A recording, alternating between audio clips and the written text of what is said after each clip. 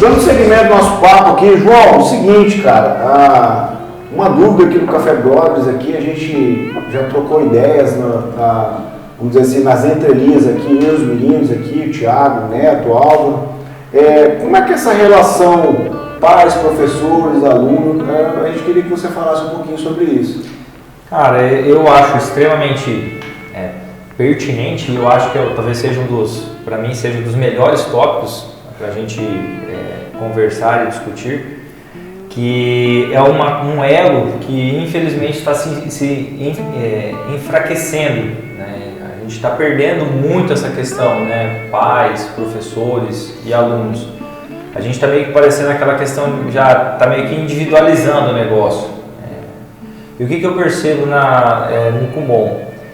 O pai que é envolvido com a educação do filho, né? Ele é envolvido com criar o filho, educar, ensinar, a criança tem um desempenho muito além daquele que você percebe que não tem o mesmo respaldo familiar. E isso eu vejo que assim, cada vez mais esse afastamento, né, aquela questão de distanciamento, melhor, isso, ele está atrapalhando o sistema educacional. Por que eu digo isso? Muitas vezes hoje a gente pode ver, e vocês estão de prova disso, talvez mais do que eu, né, que eu sou ainda meio arcaico com as redes sociais, mas assim, o que eu vejo, o pai ele bate foto numa viagem, ele bate foto na academia, ele bate foto, no meu caso, andando de bicicleta, ele bate no trabalho, ele bate foto, mas ele não bate uma foto com o filho estudando, né? Aqui, eu meu filho estudando, né? Raramente você vê uma situação como essa. Então, não estou falando que o pai ele não ama o filho, porque não há, né? Às vezes ele ama de outra forma, mas isso acaba refletindo diretamente no desenvolvimento educacional dele, né? No sistema dentro da escola. Às vezes até a questão de estímulo. Então, assim, a importância que o pai dá para a escola, né? O meu filho, que nem assim, eu estou dando o meu exemplo porque é o meu exemplo, não porque eu acho que eu sou certo, né, ou estou errado. É a questão que é o meu filho e a gente faz dessa forma. Se eu quero que ele estude, eu tenho que sentar do lado dele e estimular ele a estudar. No meu caso, eu gosto de andar de bicicleta, eu vou estimular ele, estar do lado dele e não andar de bicicleta. E hoje, devido a essa rotina, corrida que nós temos, né, e hoje até peço desculpa para vocês pela corrida e o atraso, né, você vê você vê assim que às vezes a gente se perde. Porém, no meu caso, né, eu não estou me enaltecendo nem nada do tipo. Eu vejo que isso hoje foi uma falha, eu não poder hoje de repente dedicar um determinado tempo para meu filho para estudar, ou de repente para andar de bicicleta, ou me envolver com algo da escola. Aí cada um vai ter os seus princípios e valores, né, direcionados. No meu caso, eu até brinco, né? No meu caso, meu filho ele tem que estudar. Né? É uma questão para mim que é inegociável, né? João Paulo, seu filho ele estuda todos os dias? Ele estuda todos os dias. O que é negociável é o seguinte, é a hora que ele vai estudar. Ele pode até escolher, mas que aquele dia ele vai ter que estudar, ele vai ter que estudar, ele vai ter que parar para fazer determinado tipo de atividade. Lá na frente, depois, a forma como ele vai utilizar esse conhecimento adquirido, aí é com ele. Mas eu preparei ele para esse determinado tipo de coisa. Só que fui eu que preparei, né? Isso eu estou falando que eu quero passar para os pais, que é o pai que prepara, né? Os pais, perdão. São os pais que preparam o filho para o mundo, para essa realidade, juntamente com as pessoas que o cercam. Deixar bem claro isso. Então não adianta você ser um pai, uma mãe exímio e às vezes o sistema educacional não favorecer isso, né? Não estimular isso. Então, a gente estava conversando anteriormente sobre academias, né? Às vezes, assim, você pega um instrutor A e um instrutor B, uma academia A, uma academia B. Se você estivesse na academia A, você se desenvolveria muito mais que às vezes numa academia B. Às vezes não por conta do que nem eu falo assim, não porque vai trabalhar bíceps, tríceps, mas é porque às vezes o professor, né, ele vai te levar a querer mais. Outro nível. Isso. Então eu acho que é fundamental que esse elo, já no a gente usa isso muito, o tripé, ele tem que acontecer, cara. Ele tem que ter envolvimento dos familiares, né? Ele tem que ter envolvimento dos professores e ele tem que ter o envolvimento do aluno. Também, se um desses três falharem, né, alguma coisa no futuro vai dar errado, né? Ou a criança, né, não vai se desenvolver em matemática, ou não vai se desenvolver em português, ou, né, de repente poderia ser jogador de futebol exemplar, ou poderia ser um jogador de vôlei exemplar, mas não é porque algo nesse meio do caminho falhou. Isso eu estou dando exemplo de esporte, mas é com a educação também. Poderia ser um excelente advogado. Não foi porque alguma coisa falhou nesse meio do caminho. Então, o que eu percebo hoje que é visual, eu volto a falar assim que não é números, eu nunca pesquisei isso, deixar bem claro isso. Mas o que a gente vê na prática é que aqueles pais que você vê que o elo é muito forte, né, com relação assim, pais, professores e aluno, o desenvolvimento escolar da criança, o desenvolvimento intelectual, a motivação da criança é outra pegada. Não é que a criança vai falar assim, nossa, eu amo estudar. Não é essa o X da questão. Bom se for, né? Vamos falar assim, puxa, a criança lá no ensino médio, nossa, eu amo ficar sentado estudando, eu amo sentar e ler um livro. Mas ele saber, e o pai, através dos pais e dos professores, que aquilo é fundamental para o desenvolvimento futuro dele. Como pessoa também. Como pessoa, como ser humano, né? Você diria assim, então, pegando um gancho nisso aí, veio um insight para mim, que hoje os pais estão muito preocupados com o desenvolvimento do filho a longo prazo, mas estão pouco comprometidos. Isso, porque esse comprometimento ele é diário, né? Então, assim, veja bem, né?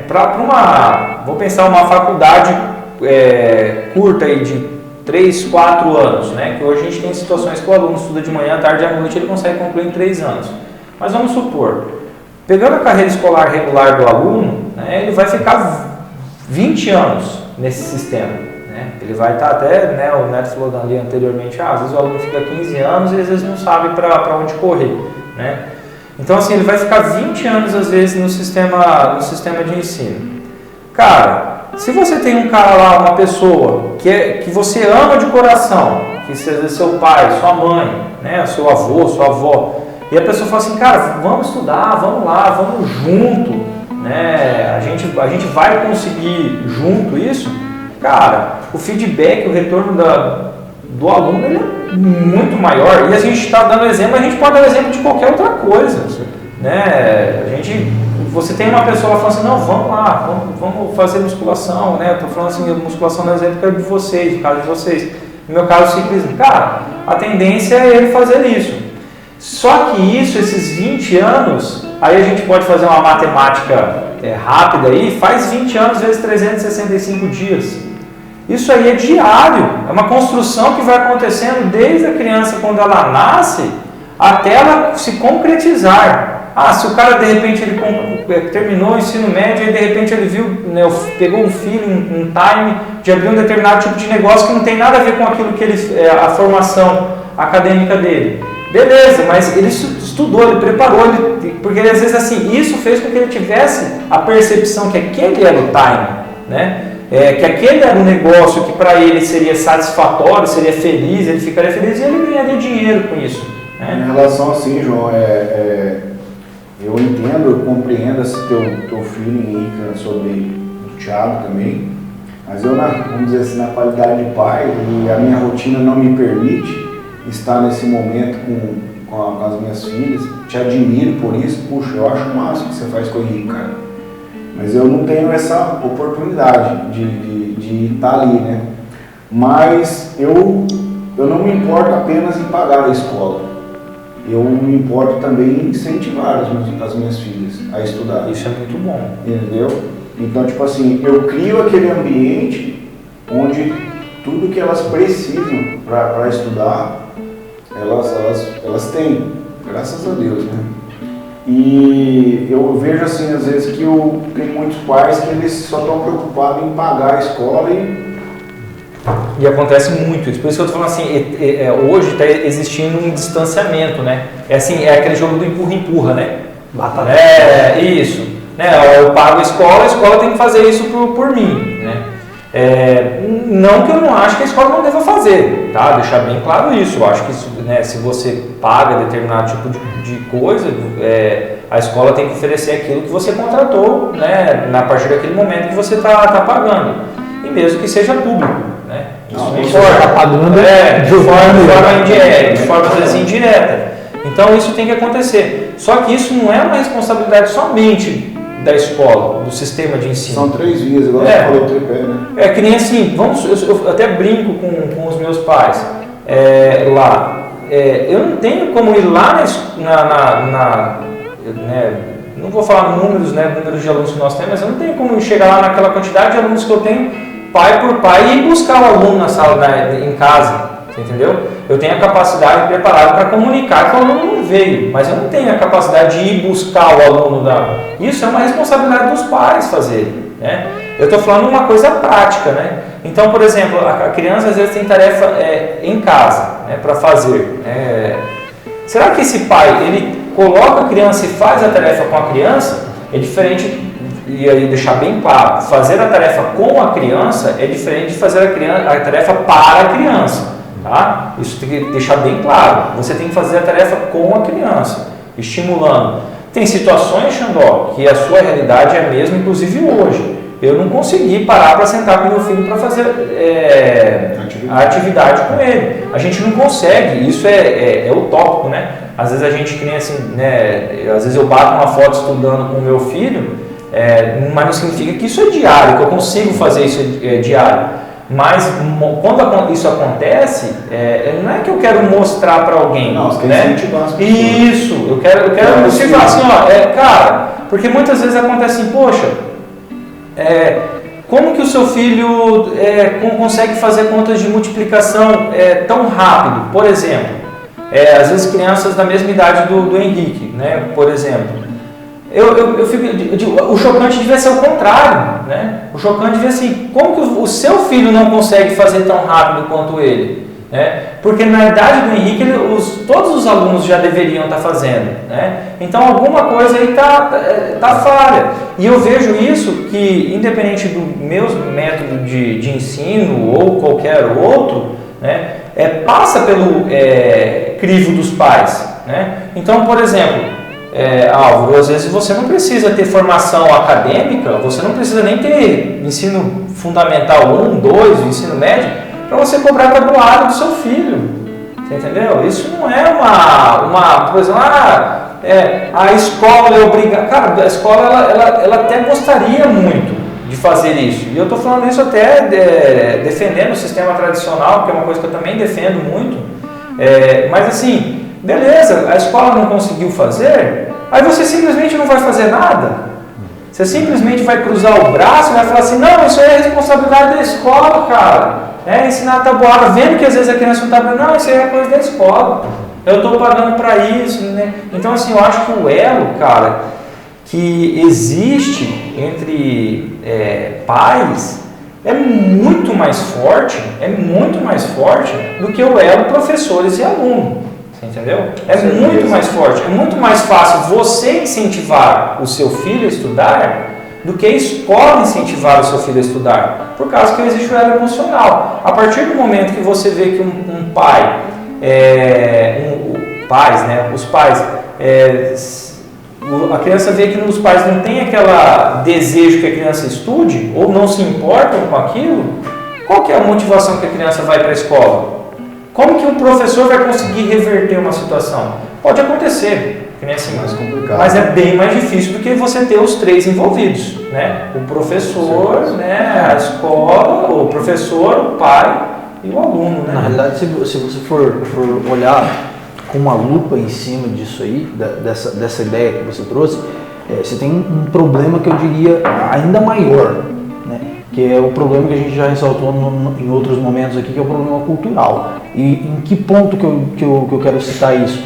Que infelizmente, e talvez vocês não concordem comigo, mas infelizmente no Brasil o esperto é mais recompensado do que o inteligente. Entendeu? O esperto, o cara que é o legalzão, que é o que não estuda, o descolado, às vezes o jogador de futebol, o youtuber, aí né, a gente pode entrar num mar de coisas aí. Ele geralmente ele é mais bem visto, eu não digo nem mais recompensado, mas ele é mais bem visto socialmente do que um cara que ralou a vida inteira, estudou e aí é um cientista, é alguma coisa assim. Porque, cara, você não vê, por exemplo, nas escolas falando, cientista falando de tal, nossa, esse cara aqui é top, esse cara descobriu tal coisa. As pessoas não falam sobre isso. Penicilina, por exemplo, não se fala, as pessoas não sabem quem que inventou. Entendeu? Agora, as pessoas sabem, por exemplo, a música mais tocada de sertanejo. Então você vê que existe uma subvalorização do conhecimento, né? E aí, se dentro de casa o pai não faz o filho entender que se ele não tiver conhecimento, não vai adiantar ele ser um puta de um cantor sertanejo, não que ele não vai ter o reconhecimento, mas vai faltar, vai criar-se uma lacuna naquele lugar ali onde ele não obteve aquele conhecimento basal. Se os pais não se colocarem no lugar de mostrar isso, cara, é uma falha cultural assim que, na minha concepção, é catastrófica. E a gente pode, desculpe, né, assim, mas assim, e a gente pode ver isso nos países desenvolvidos, né, cara? É uma questão simples de ser analisada, cara. Quanto maior o nível educacional dos alunos, maior é o desenvolvimento social do país, cara. Isso às vezes você fala assim, cara, o Japão é o que é porque, cara, porque os caras estudam mesmo, eles se dedicam, se esforçam, sabe? É óbvio. Cara, né, a gente pega outros países, né, a gente pega, por exemplo, Taiwan, Singapura, até a gente estão com um problema social vivendo agora, né? Mas assim, é um país que, cara, é minúsculo. Só que assim, as pessoas são potências econômicas porque, cara, a galera estuda mesmo, você entendeu? Tem situações, né, que a gente vê no mundo, aonde países que têm que até penalizar instituições de ensino que ficam abertas, por exemplo, de madrugada. De tanto que é cultural as pessoas buscarem conhecimento, né? Então, assim, a situação assim de você falar assim, cara, que isso pra gente brasileiro é bizarro a gente falar isso, como né? Loucura, né? Bacana a parte cultural, Thiago, você falou agora, porque é o seguinte, tudo que a gente está falando aqui é sobre ensino fundamental, mas existe um objetivo pós isso aí também, não é só, nossa vida não é só isso, existe um pós isso aí também. E eu acredito que a maioria das pessoas que vão nos assistir, inclusive, são pessoas que estão nesse pós. E eu tenho uma treta com a cultura da educação brasileira, porque é o seguinte, como que eu enxergo um pouco disso? A gente trabalha com corretagem hoje, são vendedores que trabalham comigo hoje. Tem advogado formado trabalhando comigo, inclusive tem OAB, tem bancários, que hoje, inclusive 2 que estão trabalhando comigo hoje, e você vê, todos eles estudaram? Sim. Todos eles têm formação. Só que o seguinte, até os 17 anos, igual a gente está falando aqui, que é quando a gente sai, que aí a gente faz todo esse processo que a gente está conversando aqui, e a gente joga a pessoa para o mundo, que é a faculdade, que é o tradicional, todo pai quer que o filho faça a faculdade. Só que a nossa cultura, ela te prepara para o estudo, mas ela não te prepara para a vida. Mas óbvio, quem tem que preparar para a vida são os pais. Não, eu acredito que não é bem assim, porque é o seguinte, o Kumon hoje replica ou reforça um estudo que a escola coloca diante da sociedade. E se a escola tivesse educação financeira, gestão de pessoas, gestão de emoções, seria muito mais fácil, porque o Kumon ia potencializar isso também. E lá ia sair esse estudo e o Kumon ia... Porque é o seguinte... Quantas pessoas que no estudo chegam e falam, mas cara, e agora? Que faculdade que eu vou fazer? Meu pai e minha mãe querem que eu faça isso, eu estudei isso. Minhas amigas estão fazendo, mas eu não quero fazer isso aqui. Então, assim, essa preparação para a vida, ela fica muito difícil, porque é o seguinte, você sai, tipo assim, eu tenho que sair já com a faculdade definida. Mas muitas vezes eu não quero fazer faculdade. Eu estudei até ali, porque, igual você falou, é uma obrigatoriedade que eu acho que tem que ser mesmo, tem que estudar. Só que saiu dali, a pessoa sai totalmente desgovernada, como se nunca tivesse dado a vida. Mas aí é que eu te Muitas falo, vezes. aí os lugares onde a gente anda, o pessoal pergunta, já perguntaram tipo assim, pelo lugar da sociedade, trabalhando e tal, falou assim, Jornal, qual que é a sua formação? Eu falo dos caras, cara, sou formado na pecuária. Por quê? Porque essa preparação da vida, ela, às vezes, com o conhecimento empírico e a experiência na prática, acaba tornando você como referência dessa galera que está chegando. Aí tá chegando para o quê? Para a vida real. Sim, exatamente. Entendeu? Pra vida real. Aí encontra você, e fala, pô, como é que é isso? Entendeu?